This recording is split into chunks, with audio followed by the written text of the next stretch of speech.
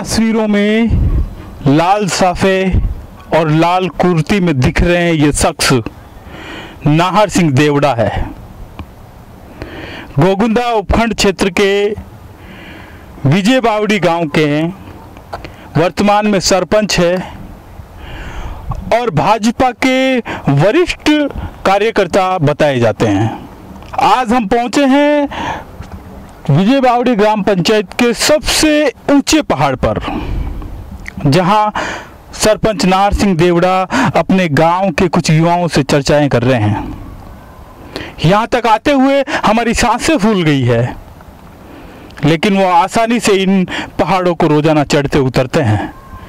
गोगुंदा उपखंड क्षेत्र में भाजपा को इस मुकाम तक लाने में इन्होंने विशेष योगदान दिए। बाबूलाल सुथार और उनके जैसे कई युवा साथियों, उस समय के युवा साथियों के साथ इन्होंने काम किया और ऐसे कई पहाड़ उतरे चढ़े। आज हम बात करेंगे इनसे कि किस तरीके से इन्होंने भाजपा का दामन थामा, कैसे उनके साथ गए और फिर किस तरीके से उन्होंने यहाँ पर अरावली की पहाड़ियों के बीच में बसे हुए गांवों में जा जाकर पार्टी को मजबूती दी और आगे ये इस पार्टी को किस दिशा में जाते हुए देख रहे हैं। आइए हमारे साथ। क्या बात है नाहर सिंह जी, सरपंच साहब, आप आज बहुत ऊंचे पहाड़ पर आकर बैठे हैं। आज ऐसे इतने ऊंचे पहाड़ पर कैसे आके बैठे हैं, क्या विषय? इधर तो मैं हमारे यहाँ कार्यकर्ता परिवार से इधर मिलते जुलते इधर आ गया था जी। तो यहीं से कुछ मैं एक आध योजनाओं के बारे में मन में विचार मंथन के लिए जी इधर आया था। नहीं नाहर सिंह जी, यहीं से बैठे बैठे पूरे इलाके पे नज़र रखते हैं कि क्या हो रहा है, कहाँ गैप है, उसको ठीक किया जाए। चुनाव है पंचायती राज के। हाँ, इस तरह की तो रचनाएं तो कर रखी है और उसी दृष्टि से हमने अभी कार्य योजना भी बनाई है सभी कार्यकर्ताओं के साथ में मिल कर के, और उसमें हमने कुछ प्रायोरिटी भी तय की है। उनमें कुछ काम हमने चालू भी कर दिए हैं, एक आध दिन में कुछ काम और चालू हो जाएंगे। जो मोटी मोटी समस्याएं हैं उनके लिए हम समाधान निकाल करके उनको शुरू करवा रहे हैं। ये जहाँ इस पहाड़ पर हम बैठे हैं, पहली बात तो ये क्या है, ये इसको थोड़ा समझाइए ना, ये क्या पत्थर है? ये मीनारा बंदी है। तो इधर हमारे गोगुंदा राव साहब का क्षेत्र है, जो स्टेट समय की बात है। तो और इधर कुराबड़ स्टेट है। कुराबड़ जो एक महाराणा के नीचे जो स्टेट होती थी, महाराणा एक जैसे मेवाड़ है तो मेवाड़ एक देश जैसा मान लो आप, तो उसमें ये स्टेट है। ये गोगुंदा राव साहब का क्षेत्र है इस मीनारा बंदी से इधर, और ऐसे बीच बीच में ठेठ तक मीनारे लगे हुए हैं। अच्छा, ये पूरी जहाँ तक पूरा पहाड़ियाँ हैं उन पे ऐसे लगे हुए हैं। तो निश्चित तौर पे ये आज मेरे लिए एक नई चीज़ है। मैं भी 5 साल से इस क्षेत्र में हूँ, लेकिन मुझे नहीं मालूम था। ये जो पत्थर देख रहे हैं आप, इसे मीनारा कहते हैं। और मीनारे के इस तरफ जिधर हम बैठे हैं, ये गोगुंदा की सीमा है। गोगुंदा राव जो हुआ करते थे उनकी ये लैंड है, और उसके उस तरफ जो है वो कुराबड़ की लैंड, जैसा कि सरपंच साहब बता रहे हैं। नमस्कार, मैं लखन सालवी और आप देख रहे हैं डेली राजस्थान। कैमरे के पीछे आज है मुकेश प्रजापत और मेरे ठीक पास है विजय बावड़ी ग्राम पंचायत के सरपंच नाहर सिंह देवड़ा। विजय बावड़ी ग्राम पंचायत का नाम अब विजय बावड़ी हुआ है। इससे पहले चोर बावड़ी इस गांव का नाम हुआ करता था। इस नाम को विजय बावड़ी करवाने में नाहर सिंह जी ने काफ़ी भूमिका अदा की, बार बार मांग की। प्रदेश से लेकर केंद्र सरकार तक इन्होंने अर्जियां लगाई कि हमारे गांव के नाम को बदला जाए, विजय बावड़ी नाम करवाया। विजय आपने हासिल करी है काफ़ी। आपके जीवन की विजय पे हम बात करेंगे बाद में, लेकिन सबसे पहले बात करते हैं कि चोर बावड़ी गाँव का नाम कैसे हुआ था जिसे आपने बदलवाया है। ये हमारे जो इस गांव की जो स्थापना हुई थी, बसावट के समय जसवंत सिंह जी देवड़ा ने हमारे गांव की स्थापना की और जसवंतपुरा नाम से ये गांव रिकॉर्ड में जाना जाता था। जब महाराणा प्रताप इधर जहाँ पास में महाराज जी गुफा शस्त्रागार है, इधर पास में हमारे रानी माल करके पहाड़ है। तो महारानी शाह के सेवा में जो दासी छोरियाँ थी, उनको दासियों को उस समय छोरियाँ बोलते थे, और वो उनके पर्सनल एक बावड़ी थी, वहाँ से वो पानी लेकर के वो बहने जाती थी, तो उनको छोरियाँ बोलते थे। तो उस बावड़ी को छोरियों की बावड़ी करके बोला जाता था, और उसी से ये जसवंतपुरा से ये चोर बावड़ी की जगह छोरियों की बावड़ी परिवर्तित हुआ नाम, और अपभ्रंश होकर के और ये चोर बावड़ी हो गया। आप किस व्यक्ति से या किस व्यक्ति ने आपका हाथ पकड़ के भाजपा की ओर खींचा, या आप किससे प्रभावित होकर भाजपा से जुड़े? हम तो ये संघ संपर्क से जो एक साहित्य वहाँ पर मिलता है, तो पंडित दीनदयाल उपाध्याय एकात्म मानववाद मैंने लिया, उस पुस्तक को मैंने पढ़ा, और वही मैं ये समझता हूँ कि मेरे इस राजनीतिक क्षेत्र में जुड़ाव की पहली सीढ़ी उसको मैं मानता हूँ। और हमारे भूरा भाई उस समय, जो मैं जिस विद्यालय में पढ़ता था गोगुंदा, तो वहाँ पर मैं ABVP का भी अध्यक्ष था, और यहाँ हायर सेकेंडरी का भी मैं प्रेसिडेंट रहा था। उस समय वो हमारे यहाँ चतुर्थ श्रेणी थे, तो हम एक दूसरे के संपर्क में थे ही, और धीरे धीरे उन्होंने राजनीतिक कदम रखा और उनसे संपर्क में आया। हम दोनों एक तरह से साथ में चलते रहे। और बात करें किस सन में, कौन से ईयर में आपने भाजपा ज्वाइन की थी? उस समय जब 1975 जब इमरजेंसी लगी थी, उस समय जनसंघ के हमारे जैसे यहाँ पर उमेद सिंह जी जाला साहब, किशोर सिंह जी जाला, रोर सिंह जी जाला, इधर गोपाल सिंह जी, और यूँ करके हमारे गांव के अनार सिंह जी, प्रेम सिंह जी, बेरू सिंह जी, बहुत एक टीम थी। तो ये सब जनसंघ में काम करते थे। तो उस समय मैं भी जनसंघ की इस टोली के साथ में था, तो मैं युवा और छोटा भी था। लेकिन उस समय इमरजेंसी लगी थी, और इमरजेंसी में काफ़ी दबाव था, और जबरन नसबंदी के लिए गाँव में बहुत लोग छुप भी जाते थे दिन के समय, रात में वापस घरों में आते, इसी तरह की स्थिति थी। और उस समय एक मेरे अनार सिंह जी भाई परिवार में दादू से ही लगते, तो उन्होंने मैंने मिल करके एक पैम्फलेट बाजी, उस समय लेवी वसूली भी शुरू हुई थी, उस लेवी के खिलाफ हमने पत्रक बांटे छपवा करके प्रिंटिंग प्रेस से, और उनमें अनार सिंह जी को अध्यक्ष बनाया, और मैंने एक एज ए सचिव यूँ करके, और उसमें हमने पत्रक बांटे। पुलिस भी हमारे को पकड़ के ले गई कि भाई आप इस तरह से सरकार के विरोध में ये कर रहे हो, तो तहसील में हमारे को वापस ले जा करके पेश किया, और वहाँ से हमारे को छोड़ दिया। तो इस तरह से मेरा इस तरफ लगाव भी हो गया। 77 में से जो जनसंघ की जो टीम थी इस इलाके में काम कर रही थी, आप उनके संपर्क में आए, और फिर आपके कदम इसकी तरफ बढ़ते गए।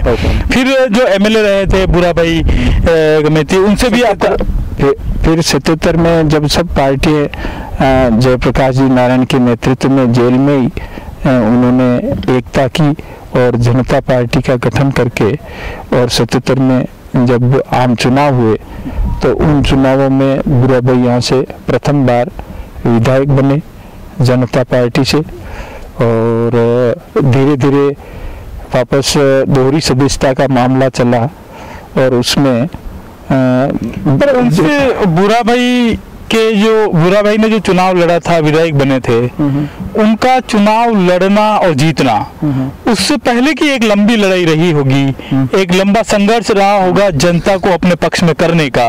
उस समय जनसंघ की आपकी एक टोली थी, आप लोगों की टीम में कौन कौन लोग थे जिन्होंने आपने गाँव में जाके लोगों को जो है भाजपा से जोड़ा?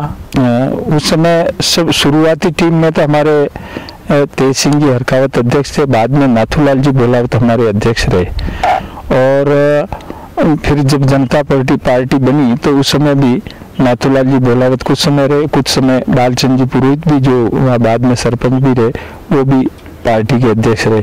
मैं उसमें पार्टी में जनता पार्टी में भी उपाध्यक्ष रहा था। गोगुंदा का। तो इस तरह हम काम करते थे। और एक इस क्षेत्र में सबसे बड़ी जो समस्या उसने खड़ी हुई कि यहाँ पर झूठी वसूलियाँ, सहकारिता के नाम से कुछ लोगों ने घोटाले किए और गरीब लोगों के झूठी वसूली आई। तब उनको पता चला कि हमारे नाम से किसी ने कर्जा उठा लिया। तो इस मुद्दे को लेकर के हमारे बुरा भाई ने उस मुद्दे को उठा करके काफ़ी काम किया। और एक तरह से जब इमरजेंसी लगी थी तो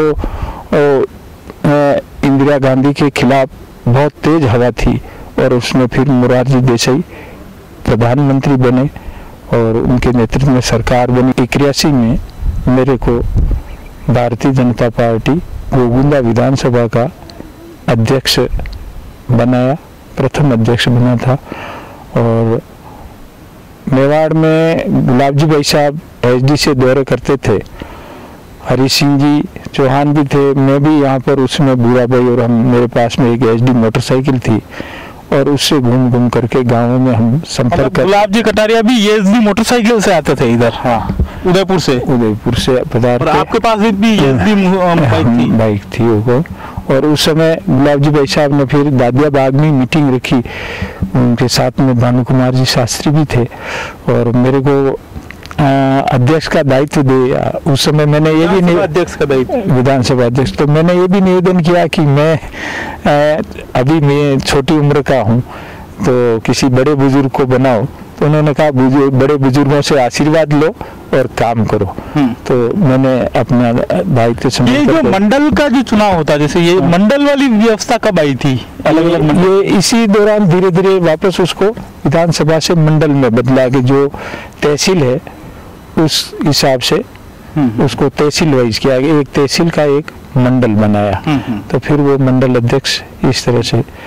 तो आप मंडल अध्यक्ष भी रहे? हाँ, मंडल अध्यक्ष 10, ये पूरा विधानसभा और मंडल अध्यक्ष दोनों मिला करके मैं 10 वर्ष रहा। मंडल अध्यक्ष गोगुंदा के रहा। और फिर बाद में मेरे बाद में देवीलाल जी मेहता गोगुंदा के मंडल अध्यक्ष बने। फिर इस तरह से अभी मंडल और भी बड़े हैं, लेकिन उस समय गोगुंदा का एक मंडल था पूरी तहसील का। तो उस समय काफी पुराने बहुत से कार्यकर्ता थे। जैसे उधर सायरा क्षेत्र में जाए, बाणपुरा सायरा क्षेत्र में, तो उधर भी हमारे उमरनाथ ठाकुर साहब, सुमेर सिंह जी थे, ये भगत सिंह जी झालों का कलवाना, इधर दूर सिंह जी, अहमद सिंह जी बाणपुरा, इस तरह से हरी सिंह जी, केसर सिंह जी अगुड़ा, उधर की कार्यकर्ताओं की भी कुछ इस तरह की टीम थी। जब से पार्टी में आए थे, जनसंघ से बाद में भारतीय जनता पार्टी, और आप लोगों ने जिस तरीके से क्षेत्र में काम किया, बुरा भाई के साथ में काम किया, उनको वो एमएलए भी बने, ठीक है। तो एमएलए भी पहली बार बने थे भाजपा के? एमएलए पहली बार ही आए थे बुरा भाई, या उनसे पहले भी कोई थे बीजेपी के? नहीं, वो प्रथम बार जनता पार्टी से बने थे और दूसरी बार वो ये भारतीय जनता पार्टी से भैरव सिंह जी शेखावत जब दोबारा मुख्यमंत्री बने तो उस समय वो फिर से विधायक बने थे।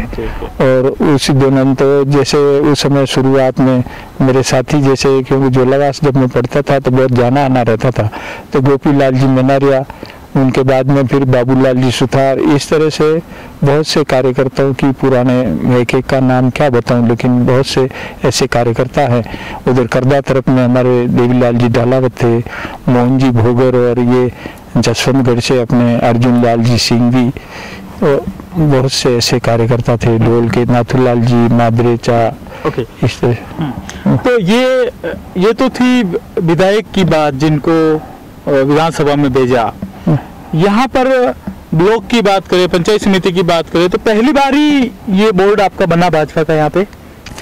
यहाँ कांग्रेस ज्यादा हावी रही और हमारे भारतीय जनता पार्टी संसाधन की दृष्टि से, और फिर वैसे इस क्षेत्र की भी मैं अगर ये मानूं तो पार्टी विधायक में तो जीत गई, लेकिन स्थानीय जो हमारे यहाँ पर परिवर्तन तो हुआ कि पहले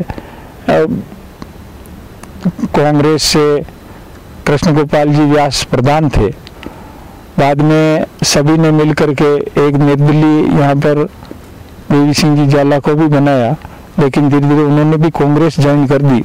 तो इस तरह से पार्टी यहाँ पर अपना कोई प्रधान उस समय नहीं बन पाया और काफ़ी संघर्ष रहा। मैं भी प्रधान का पहले लाल सिंह जी के सामने भी चुनाव लड़ा था, लेकिन उस समय हमें सफलता नहीं मिली थी। लेकिन यहाँ संगठन में सभी कार्यकर्ताओं के सहयोग से हम सब एक टीम भावना से और आपस में बहुत स्नेह और प्रेम का वातावरण था।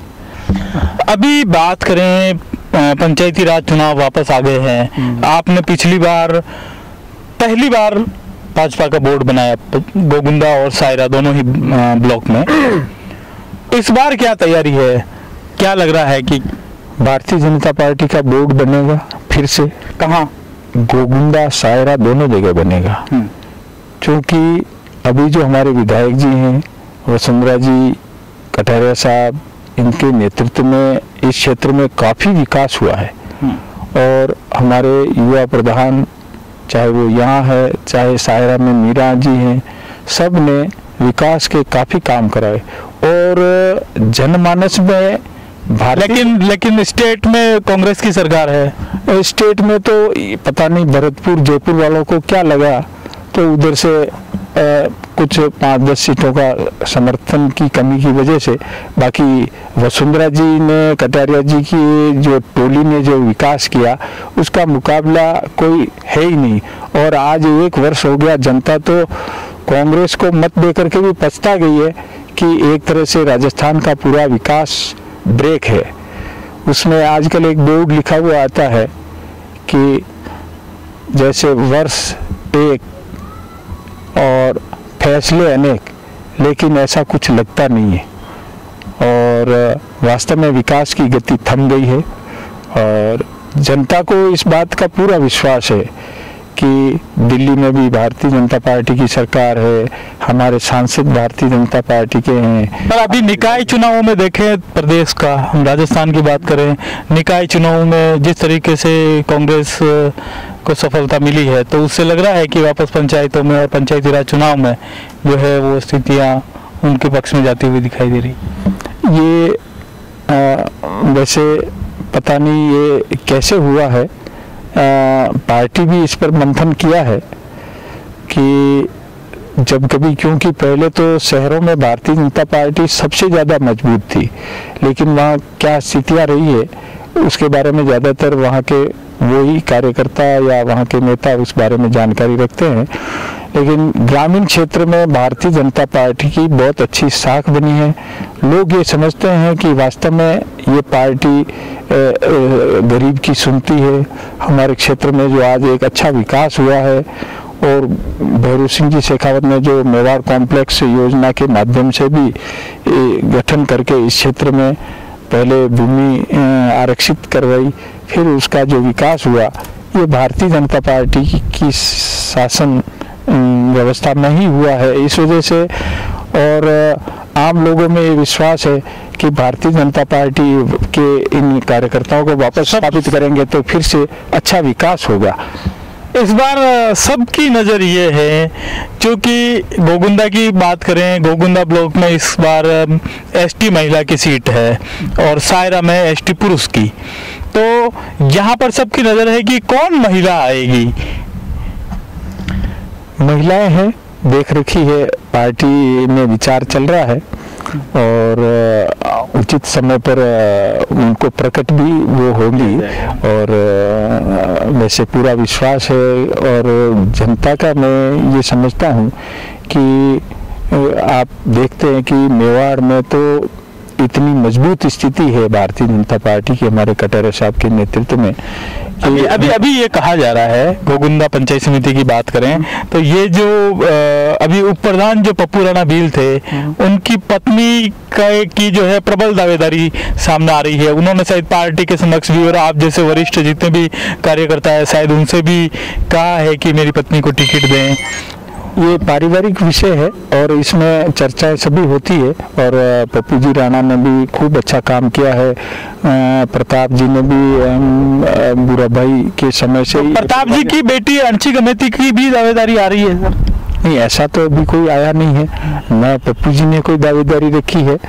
अभी तो कार्यकर्ता जब बैठेंगे तब किस तरह की बातें आती है।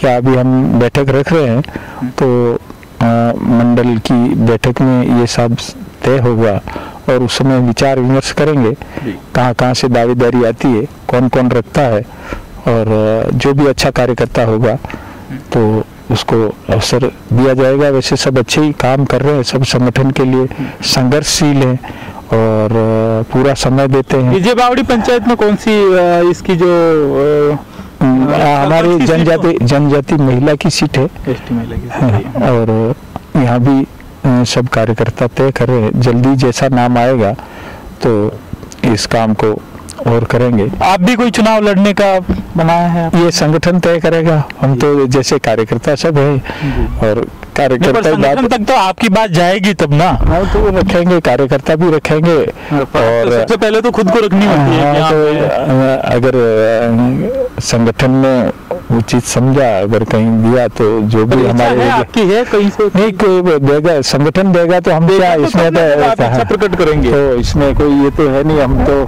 क्योंकि अभी भी हम युवा की तरह ही काम करते हैं। कोई काम में तो आपने भी देखा होगा कभी कभार, जैसे तो अग्रणी टोली में मैं तो, क्योंकि वैसे हमारी अच्छी टोली है। महाराणा प्रताप शस्त्रागार के लिए भी हमने वहाँ भी संघर्ष किया। कार सेवा में भी आपकी जो सेकंड लीडरशिप है इसमें किसको देखते हैं आप? जैसे आपका जो एक है नारसिंह देवरा, फिर उधर से आते हैं बाबूलाल सुथार, फिर ऐसे और भी कई साथी हैं आपके जो एक फर्स्ट लीडरशिप में जिनका नाम आता है।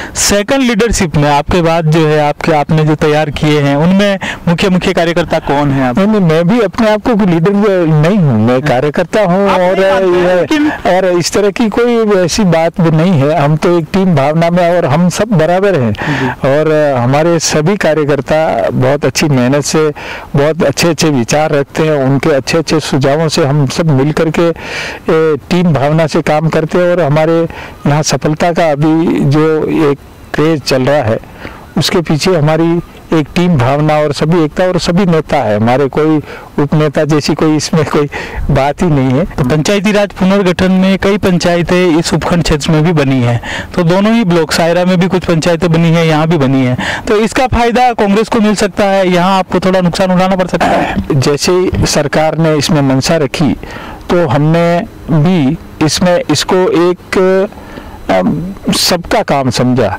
कि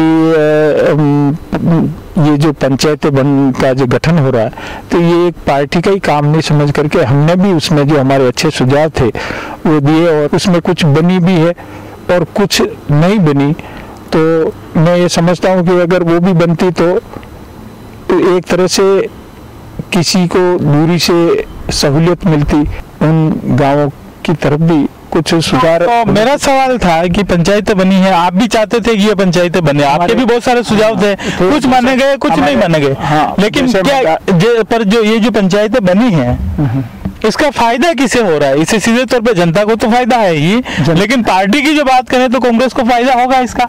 देखो, अब ये जनता को अच्छी तरह से पता है कि हमारी नई पंचायत बनी, ये तो अच्छी बात है, लेकिन हमारी जैसे हमारी भी मदारडा पंचायत का नया था, लेकिन वो आया भी था, फिर वापस न्यायालय में पता नहीं कौन गया क्या है, और वो 15 नवंबर के बाद में जो पंचायतों का गठन हुआ वो रुक गया। तो बाकी ये बन जाती तो हमारे भी एक तरह से, क्योंकि 15 किलोमीटर में फैली हुई पंचायत है, इसमें 2 पंचायतों का होना बहुत जरूरी हम सब समझते हैं, और हुआ भी तो अच्छा ही, हम तो उसको स्वागत किया है। तो एक तरह से मेरा इसमें ये निवेदन करना है कि जनता में भी ज़्यादातर इसमें भारतीय जनता पार्टी विचार को ज़्यादा महत्व देने की एक तरह से जनता जनमानस में ये भावना है। पंचायत तो बनी है, लेकिन विकास के भारतीय जनता पार्टी के लोग होंगे तो हमारा क्षेत्र का ज़्यादा विकास होगा। इस दृष्टि से उनके मन में भारतीय जनता पार्टी के प्रति अच्छा भाव है। और बहुत सी जगह जैसे मैं कहता हूँ कि मैं सरपंच बना तो मेरे को तौर पे एक सीधे तौर मेरे को कांग्रेस के जो समर्थक हैं उन्होंने भी मेरे को मतदान किया, सहयोग किया।